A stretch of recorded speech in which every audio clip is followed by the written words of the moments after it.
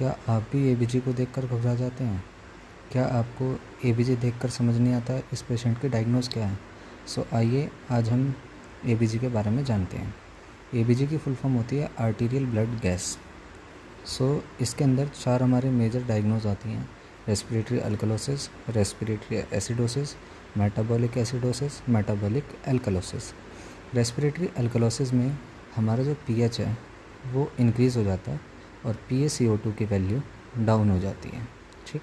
Respiratory acidosis में हमारा pH तो डाउन होएगा, एसिड से हमारा मतलब होता है यानी पीएच डाउन होना। ठीक।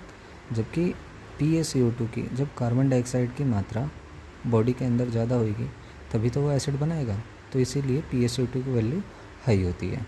और एल्कलोसिस का मतलब होता है यानी कि पीएच की वैल्यू एल्कलाइन में जाना, यानी कि बेसिक नेचर में जाना, यानी कि बढ़ी हुई होना। और PaCO2 की वैल्यू डाउन होएगी तब हमारा एल्कलोसिस आ जाएगा, यानी कि बॉडी में एसिड नहीं एल्कलोसिस हो रहा है। अब आता है मेटाबॉलिक एसिडोसिस। मेटाबॉलिक एसिडोसिस में हमारी जो PaCO2 होती है ये नॉर्मल रहती है। मेटाबॉलिक एसिडोसिस के अंदर जो हमारी पीएच की वैल्यू होती है वो डाउन होती है और SCO3 को हम सिग्निफिकेंट लेते हैं तो SCO3 भी हमारा डाउन होता है। ऐसे मेटाबॉलिक एल्कलोसिस के अंदर पीएच इंक्रीज़ होएगा और SCO3 भी इंक्रीज़ होएगा, तो उस पेशेंट को हम मेटाबॉलिक एल्कलोसिस डायग्नोज कर देंगे।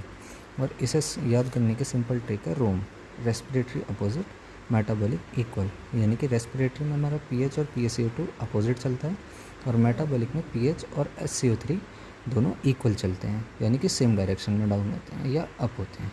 Thank you and have a nice day.